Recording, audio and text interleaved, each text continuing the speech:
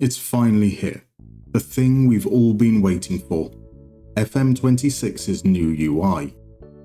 Okay, it's what I've been waiting for. As someone who previously made skins for FM, obviously I'm keen to see the new interface, and I'm impressed. We've got both a video and a blog this week, both linked in the description, so let's take a closer look. After a minute of marketing mumbo jumbo, we start with the navigation menus. Up top we have the main sections, below submenus. And I have to say, it's about damn time. One of my pet peeves with prior FMs is the constantly expanding sidebar. Every year it feels like there are more and more sections, and by being on the side, it's always felt disconnected from the submenus. So I like these changes. There are fewer main sections and everything feels together.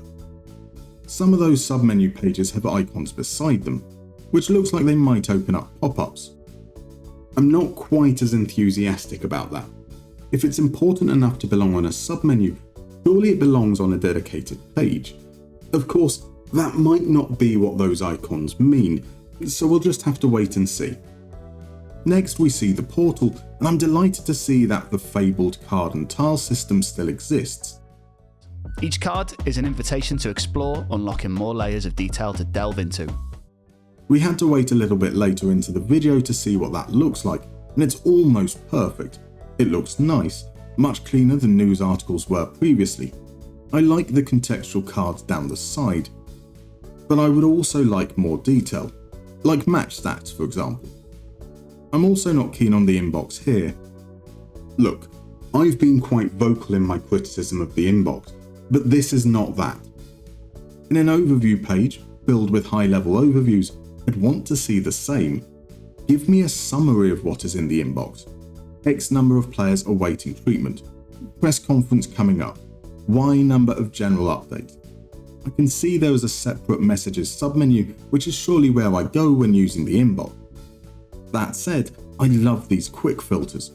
The tasks filter might well be the solution to my criticism of the inbox. If I can focus on just the things I need to respond to, then maybe the unrelenting wave of messages might be more palatable. During that section, we did see a brief snippet regarding player interactions, which is encouraging. Whilst clearly not happening in-game, merely representative, it again suggests that contextual information will be provided, and that's a win in my opinion. It's too brief to really make any assessment on player interactions. After all, this video is about the UI, not player dynamics. There's also a short animation of a game being played in the background. Some have speculated this is indicative that instant result will be part of the PC version. Now it looks cool, and I really hope this is something they incorporate somewhere, somehow, and not just a jazzy little animation for the video. But I fear it's the latter. I'm not sure that FM processes game in the background in a way that would allow this, but I may be wrong. We also saw, again very briefly, a blurred out matchday overscreen, showing two pitches. Is this in and out of possession formations? Is this a second pitch for opposition instructions? Maybe something else entirely. SI know what they're doing here. Kudos. Now I'm not going to dwell on it because we don't know, and it doesn't really tell us anything about the UI. Next up is bookmarks. I was looking to see if the wonderful Sasmas, maker of the SAS skin, got a credit, but alas. I really like this. I think the icon approaches a smart use of space and it looks very clean, and the functional benefit is obvious. It does appear that what you can bookmark is limited, but again that might just be for the sake of illustration in the video. There's not much to say about the first team squad page. It's a list of players. We still have the usual buttons up top, views, filters, so on. The picked column looks interesting, adding in a visual indicator for where the position is on the pitch. Of course, it would be nice if the icons actually corresponded to the correct positions. I do very much like the player profile. It's not really much of a departure from previous versions, but I like that the primary information has been given more space. There's enough space for more than two traits. I'll take a guess that attribute analysis is the polygons of old, and you'll be unsurprised to hear me say that I'd love to see a statistical analysis option here too. I'm waiting for the call, Miles. We can see new roles, as we did for FM25 and per the leaks that were circulating the internet last year. I assume that we're going to find out more about this in the coming weeks, so I'm not going to linger on it. I like the cards at the bottom, enough information to let me know when I need to drill down further.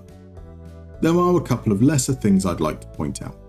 I like the breadcrumb menu here, hopefully another navigation tool to allow me to easily get back to the source of information. I don't, however, like the player submenu. This feels like it gets lost in the header and disconnected from the other navigation areas, and I worry that it will be underutilized. Next up is the search bar, something that was apparently missing for FM25. Search results are now segmented, smart and modern. More importantly, it reveals the FMpedia. This has me salivating. FM has always had a manual, whether a physical booklet in the days of old or hidden away on SI's website. Finally, it's here in the game. This should hopefully be a great tool, and I'm encouraged to see that even here we're given contextual information, tying the subject to your actual save. All in all, I'm impressed. It looks slick and modern. I like the colour palette. Team colours are used sparingly, but well, and contrast seems to be maintained throughout. There's a good utilisation of white space. That said, there are some minor gripes.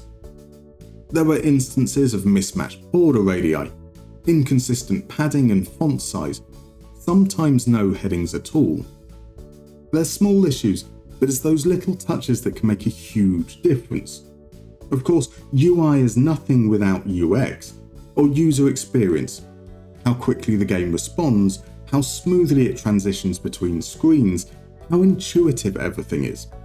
The navigation section touches on that last bit a little, but until we get the game in our hands, it's hard to truly assess. But we do now have a date for when we can get the game in our hands. The 4th of November, with a beta, early access, or whatever they want to call it beforehand. That means pre-orders are open now. Given what happened with FM25, I can't in good conscience recommend pre-ordering. I will for myself. I don't think there's going to be a repeat of last year, but there's a marked difference between making a personal decision and encouraging others for my own benefit, so I won't be offering any discount codes or affiliate links. But I'm not here to discourage you either. You're all adults, do what you want.